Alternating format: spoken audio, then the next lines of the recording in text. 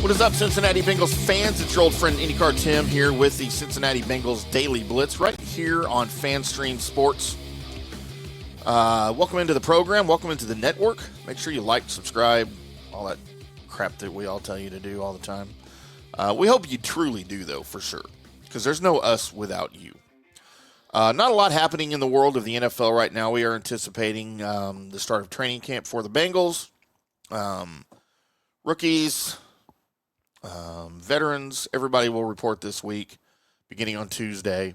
And biggest question coming out of Bengals camp right now, and the biggest story for the Bengals this offseason, other than the Trey Hendrickson situation, we will update that at a later time. But right now we are here to discuss Joe Burrow's new backup quarterback, potentially, and the Bengals' number one draft pick from this season, Texas A&M's own Shemar Stewart. And will he even play for the Bengals? But first, Desmond Ridder has signed with the Cincinnati Bengals, making his return to the city. Of course, the former third-round pick played his college ball at the University of Cincinnati. He led the Bearcats to a college football playoff appearance. He has appeared in 25 games in 3 years with 13 starts. Back in 2023 with the Falcons, he has been most recently associated with the Raiders out there in that Las Vegas. To make room for Ridder on the roster, the Bengals cut Logan Woodside, who was in his second stint with the team and was Cincinnati's third-string quarterback last season. Jake Browning, of course, has been the Bengals' primary backup behind Burrow. And then this year, the Bengals signed rookie Peyton Thorne as an undrafted free agent. All of the veterans will report to training camp on Tuesday, the first practice of the summer set for Wednesday. So probably a fan favorite, I guess, for the Cincinnati faithful. If you're a fan of the Bearcats, then you will be a fan of Desmond Ridder as well with the success he had with the club. So that's the first somewhat kind of major news, right, for at least for the roster, as it appears that Ridder will compete for the number 2 job behind Joe Burrow. But the biggest question is Shemar Stewart. He did not report to training camp with the rest of the team on Saturday. He is the lone first-round pick in this year's draft who has not signed his rookie deal. Of course, as the 17th overall pick, he missed all of the offseason workouts because of a contract dispute. And it's not about money, strangely. It's about language that could potentially void the guaranteed money in his deal. So it is kind of about money, but it's not about his contract, as, of course, those are pretty much set in stone after the collective bargaining agreement handles and dictates all of that depending on where you're drafted. But before Saturday, Stewart and linebacker Demetrius Smith, the team's second-round pick, were the only members of the 6-person draft class this year who had not inked their rookie deals, but Knight signed his deal on Saturday ahead of the start of training camp. So now it is only Stewart. And apparently the disagreement in that language is big enough that it will keep Stewart from signing his deal.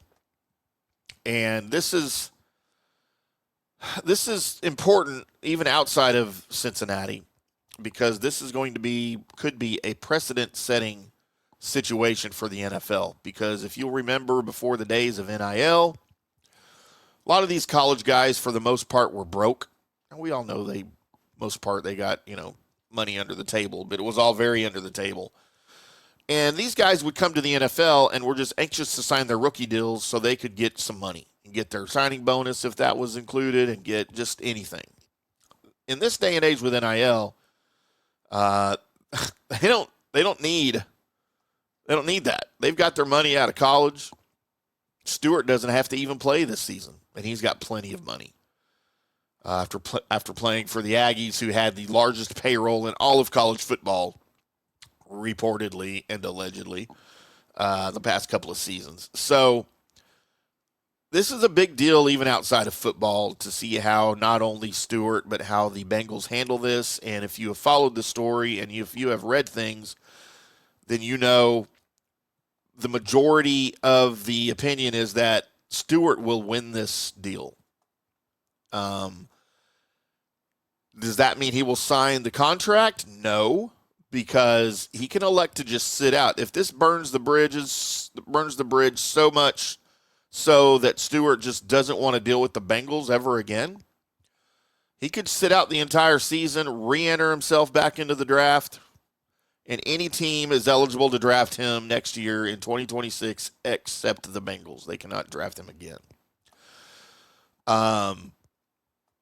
So it's interesting. He could also, if he wanted to, decide to go back to college and go back to play at Texas A&M. He has the eligibility left, but we know that the Aggies coach Mike Elko appeared on SportsCenter and said that Stewart has no intentions of going back to College Station to play for the Aggies.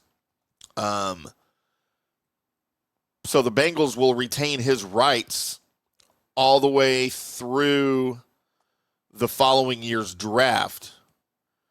But because he declared for the draft after his junior year, he could go back to college.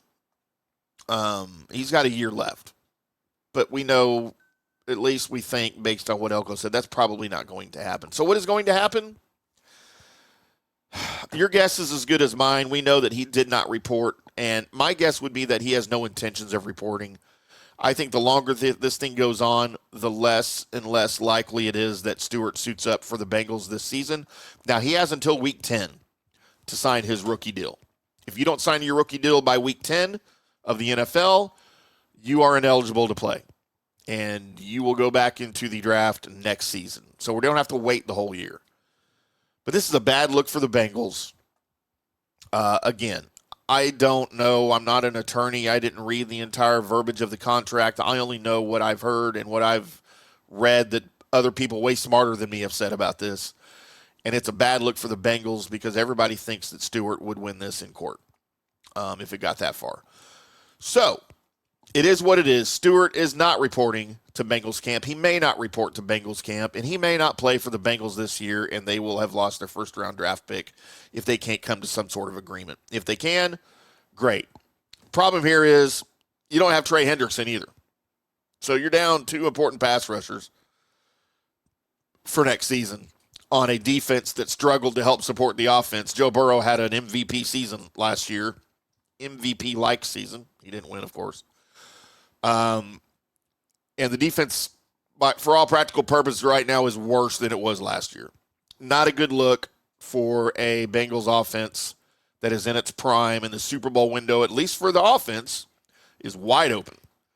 But unfortunately, the defense can't support it, didn't last year, and unless something drastic changes within the organization, won't do it again this year. They're going to, again, be not just the weakest unit on the team, but it'll be by far the weakest unit on the team. So that's where we're at. Welcome back to Cincinnati, Desmond Ridder.